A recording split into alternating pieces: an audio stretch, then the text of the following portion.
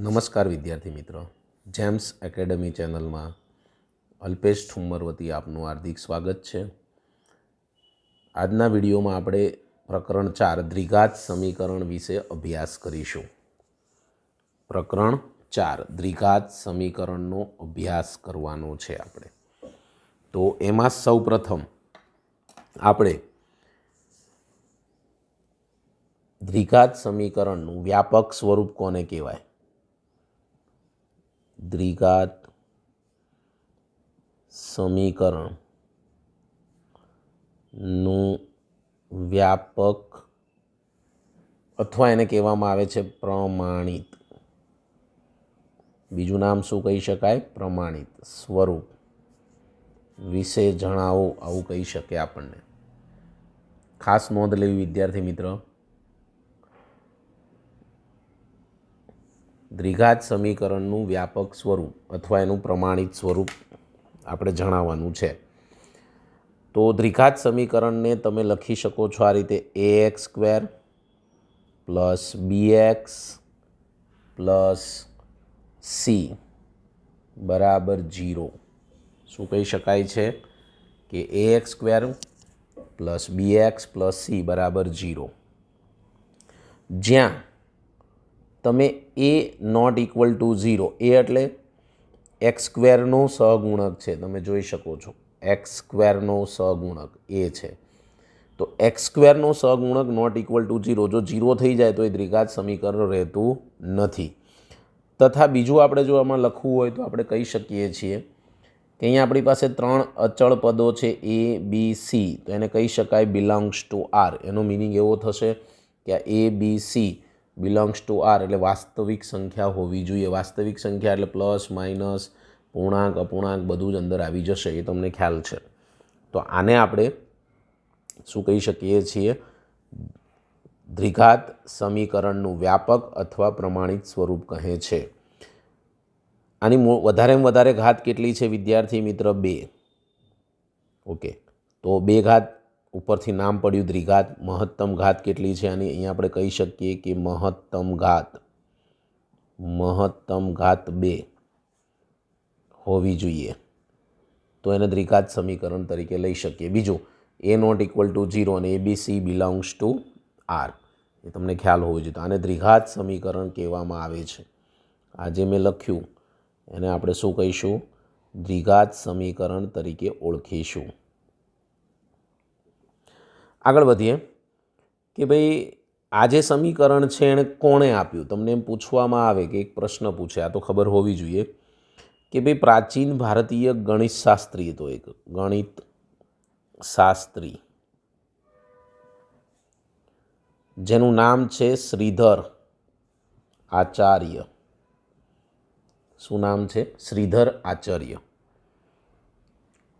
નામના ગણિતશાસ્ત્રીએ આ દ્વિઘાત સમીકરણ આપ્યું.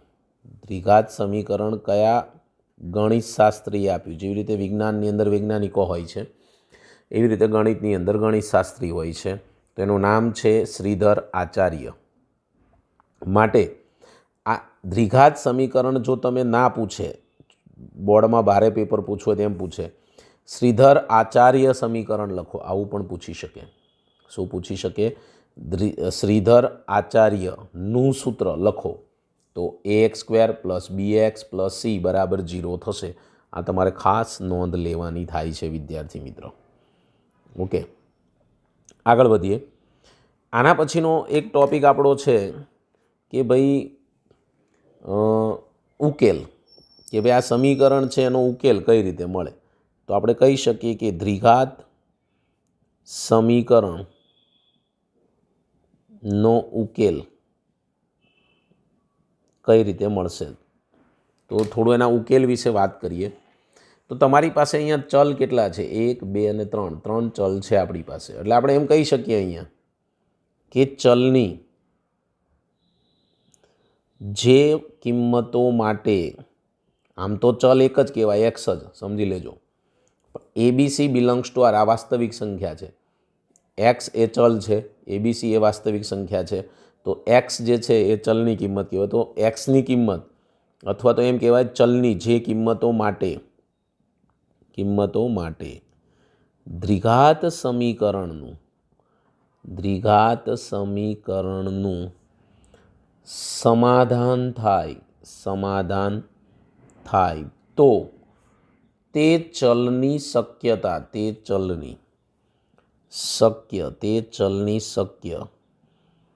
તમામ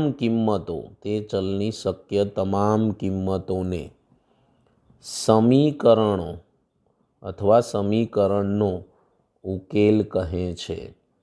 શું કહેવામાં આવે છે? સમીકરણનો ઉકેલ કહે છે. ચલની જે એટલે એક્સ, ચલની જે કિંમતો માટે દ્વિઘાત સમીકરણનું આમાં સમાધાન થતું હોય તો તે ચલની શક્ય તમામ કિંમતોને શું કહેવામાં આવે છે? સમીકરણનો ઉકેલ કહેવામાં આવે છે. ફોર એક્ઝામ્પલ, આપણે એક ઉદાહરણ લઈએ. આમાં જોડે જોડે દ્વિઘાત સમીકરણના ઉદાહરણ પણ અહીંયા આપણે લખીશું. જોડે જોડે એટલે કામમાં આવી જાય, બંને સેમ લખી શકાય. ઓકે, તો દ્વિઘાત સમીકરણના થોડા ઉદાહરણ લઈએ અને એનો ઉકેલ કેવી રીતે આવે એ આપણે ખાલી સમજવાનું છે. ચાલો, એક સમીકરણ આપણે અહીંયા લખીએ. સપોઝ કે ભાઈ દ્વિઘાત સમીકરણનું ઉદાહરણ x² - 4x + 6 = 0. તમે અહીંયા પણ એ જ કહી શકો છો. અહીંયા પણ તમે એ ઉદાહરણમાં લખી શકો x² - 4x + 6 આવું આપણે કહી શકીએ છીએ દ્વિઘાત સમીકરણમાં બરાબર 0. જો અહીંયા એની જગ્યાએ તમે સરખામણી કરશો તો એ અહીંયા 1 મળશે, બી તમને -4 મળશે. અહીંયા સરખામણી કરો તો સી તમને મળશે 6. તો આ થયું દ્વિઘાત સમીકરણ. આગળ વધીશું. આનો ઉકેલ, તો કે ભાઈ આનો ઉકેલ શું થાય? તો આનો ઉકેલ તમે બે રીતે મેળવી શકો છો.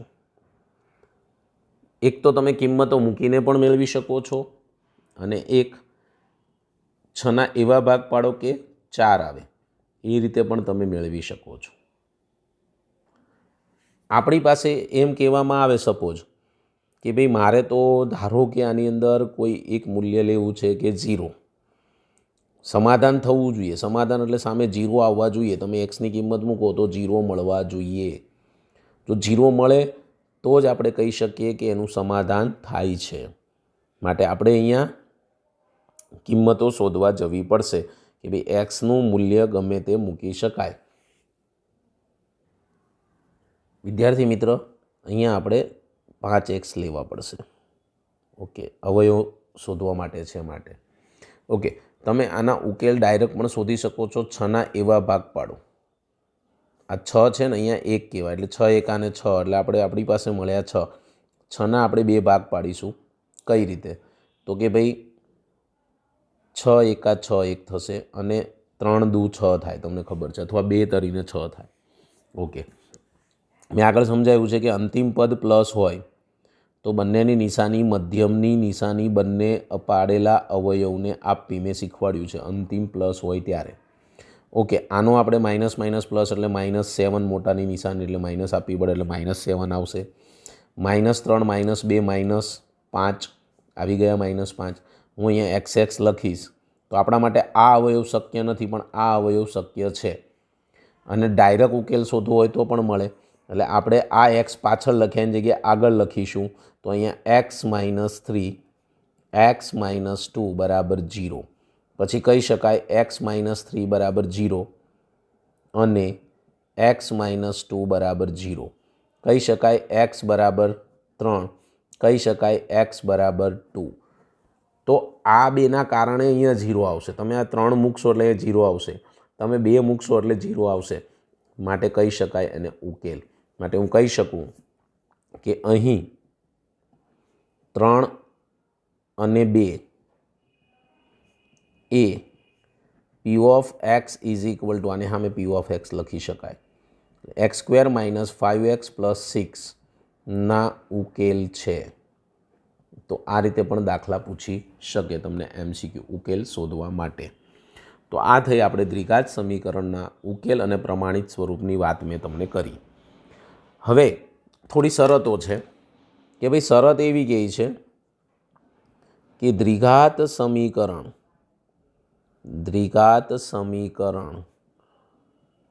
હોવાની શરતો, દ્વિઘાત સમીકરણ હોવાની શરતો કે ભાઈ દ્વિઘાત સમીકરણ છે તો કેમ છે, કોઈ સમીકરણ તમને આપ્યું છે એ આપેલું સમીકરણ દ્વિઘાત છે કે નહીં એ ચેક કરવું છે તો આપણે એની શરતો યાદ રાખવી પડે. પહેલી શરત કે ભાઈ દ્વિઘાત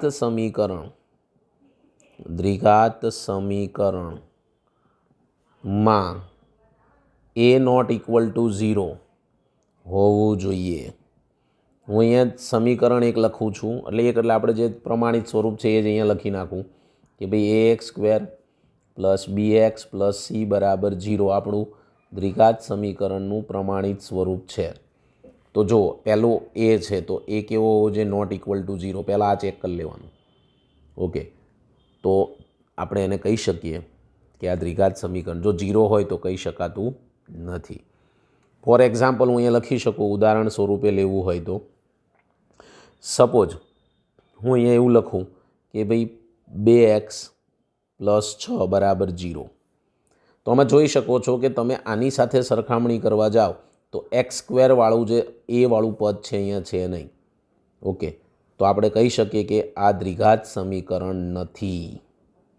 ખ્યાલ આવ્યો ને ભાઈ, આ દ્વિઘાત સમીકરણ નથી એ તમે કહી શકો છો, કારણ કે આની સાથે સામ્યતા ધરાવે તો એ 0 મળે છે આપણને અહીંયા, કારણ કે એ 0 હોય તો જ આવું શક્ય થાય, બાકી આવું મળે નહીં. તો આ ખાસ નોંધ લેવી. સેકન્ડ ઉપર જઈએ. સેકન્ડમાં એવું કહે છે કે કોઈ પણ દ્વિઘાત સમીકરણ હોય, કોઈ પણ દ્વિઘાત સમીકરણની ચલની મહત્તમ ઘાત 2 હોવી જોઈએ. મહત્તમ ઘાત તમારી પાસે કેવી હોવી જોઈએ? 2. જો 2 કરતાં ઓછી ન હોવી જોઈએ કે 2 કરતાં વધુ ન હોવી જોઈએ. યાદ રાખજો કે અહીંયા કેટલી ઘાત હોવી જોઈએ? 2 ઘાત.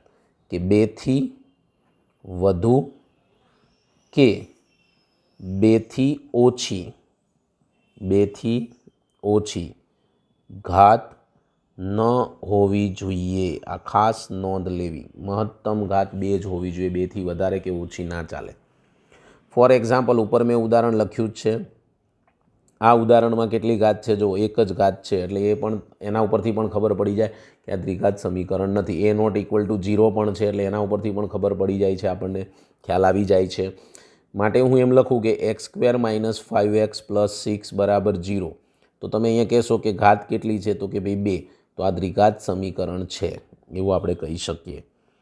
કોઈ જગ્યાએ તમને આવું આપી દીધું હોય કે x + 7 બરાબર 0, તો દ્વિઘાત સમીકરણ નથી, બીકોઝ ઓફ અહીંયા મહત્તમ ઘાત 1 છે, માટે ચાલે નહીં. કોઈ જગ્યાએ એમ કીધું x³ + x² + x + 1 બરાબર 0, તો અહીંયા વધારેમાં વધારે ઘાત કેટલી છે? 3, માટે આ પણ દ્વિઘાત સમીકરણ નથી. તો આ કન્સેપ્ટ તમારે ખાસ ક્લિયર કરવાનું થાય છે. ત્રીજી શરત. 2 શરત તમને ખ્યાલ આવી ગયો હશે. ત્રીજી શરત ઉપર જઈએ. અહીંયા એમ કહે છે કે દ્વિઘાત સમીકરણમાં ચલ 1 હોવો જોઈએ. દ્વિઘાત સમીકરણમાં ચલ 1 જ હોવા જોઈએ. કેટલા ચલ હોવા જોઈએ? 1 જ. કઈ રીતે? તો મેં હમણાં જ તમને અહીંયા લખીને પણ બતાવ્યું છે. અહીંયા લખી નાખીએ ફરી એક વખત કે ax² + bx + c બરાબર 0. તમે જોઈ શકો છો x એક જ ચલ છે, માટે આને આપણે દ્વિઘાત સમીકરણના વ્યાપક સ્વરૂપમાં તમે સરખાવવાનું, આની સાથે સરખાઈ દેવાનું. સપોઝ ઉદાહરણ સ્વરૂપે તમને આપ્યું હોય 5x² + 4x + 5y + 10 બરાબર 0. શું કહેશો ભાઈ? તો અહીંયા x તો ચલ છે, સાથે સાથે y ચલ છે, એટલે આ દ્વિઘાત સમીકરણ કહેવાય નહીં, કારણ કે એની અંદર ચલ તો એક જ જોઈએ. ઓનલી ફોર 1 and 1 ચલ હોય તો જ આપણે એને દ્વિઘાત સમીકરણ કહી શકીએ છીએ. પહેલું મેં તમને કીધું કે દ્વિઘાત સમીકરણમાં a નોટ ઇક્વલ ટુ 0 હોવું જોઈએ. બીજી મેં તમને વાત કરી દ્વિઘાત સમીકરણના ચલની મહત્તમ ઘાત કેટલી હોવી જોઈએ? 2. ત્રીજી મેં વાત કરી દ્વિઘાત સમીકરણમાં ચલ 1 જ હોવો જોઈએ. ચોથું, દ્વિઘાત સમીકરણની ઘાત ઋણ પૂર્ણાંક ન હોવી જોઈએ. દ્વિઘાત સમીકરણની ઘાત ઋણ પૂર્ણાંક ન હોવી જોઈએ. કેવી ન હોવી જોઈએ? ઋણ પૂર્ણાંક. જો ધારો કે મેં લખ્યું અહીંયા ઉદાહરણમાં કે એક્સની -2 પ્લસ 4x પ્લસ 5 બરાબર 0. આની ઘાત તમે જોઈ શકો છો કેવી છે? ઋણ. માટે આ દ્વિઘાત સમીકરણ નથી. સમજો, ખાસ સમજવાનું છે કે ભાઈ દ્વિઘાત ઋણ ઘાત ન હોવી જોઈએ. હંમેશા ઘાત કેવી હોવી જોઈએ? ધન જ આવે. બીજું, પાંચમા મુદ્દા ઉપર જઈએ. પાંચમા મુદ્દા ઉપર જઈશું આપણે. પાંચમા મુદ્દા ઉપર જઈશું. પાંચમો મુદ્દો છેલ્લો છે આપણો, કે એમ કહે છે કે દ્વિઘાત સમીકરણ ની ઘાત અપૂર્ણાંક ન હોવી જોઈએ. કેવી ન હોવી જોઈએ? અપૂર્ણાંક ન હોવી જોઈએ. એટલે કે તમને સપોઝ x⁻² ઘાત આપે, x + 8 બરાબર 0. તમે એ જોઈ શકો છો આમ બી આની મહત્તમ ઘાત 2 નથી. બરાબર, 2 નથી. માટે આમ પણ આ દ્વિઘાત સમીકરણ થશે નહીં.